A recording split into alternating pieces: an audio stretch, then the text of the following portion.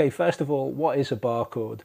Well, broadly in the guitar chord world, there's two types of chords. We have open chords, which are things like C, G, D, E minor, all the stuff that you learn down here at the bottom end of the neck.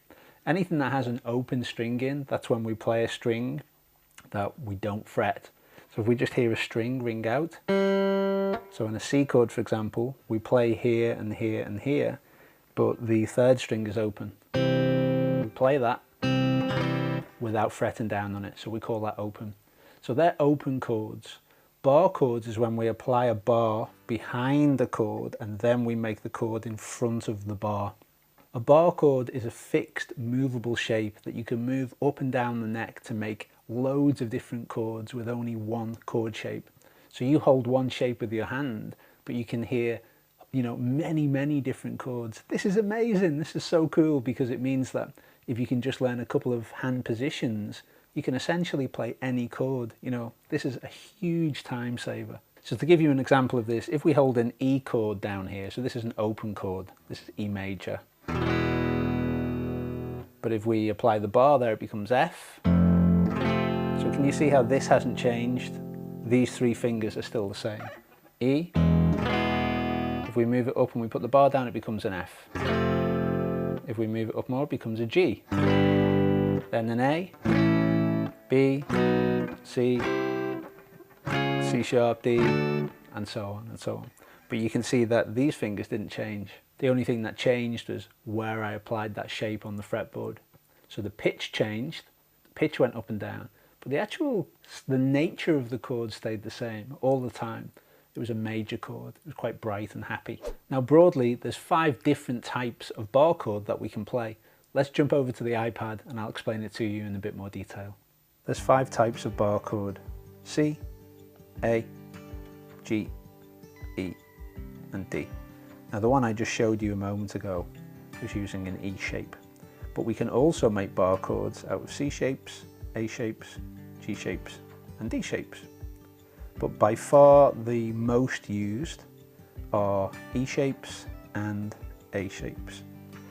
These two, they account for, I would say, for most guitarists, 90 to 95% of all bar chords are played using A and E shapes. So these are the ones that you have to get under your belt.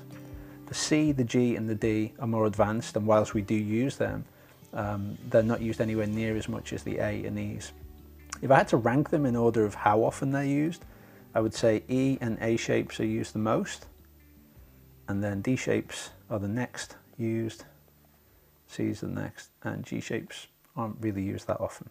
So that's what the whole picture looks like, but really all I want you to worry about, certainly in this video, we're going to just focus on E shapes, and in the next video we'll focus on A shapes.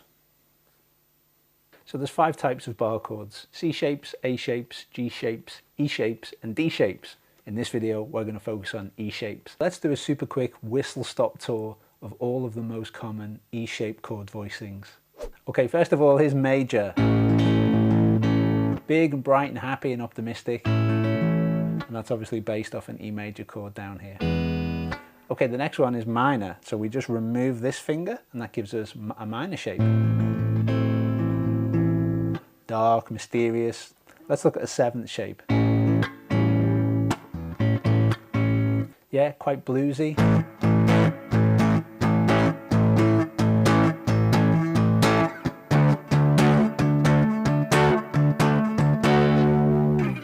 Okay, next let's look at a minor 7 shape. So for this one, we can move this finger away. We can use 2 fingers now to make the bar. We're only pressing down 1 string here.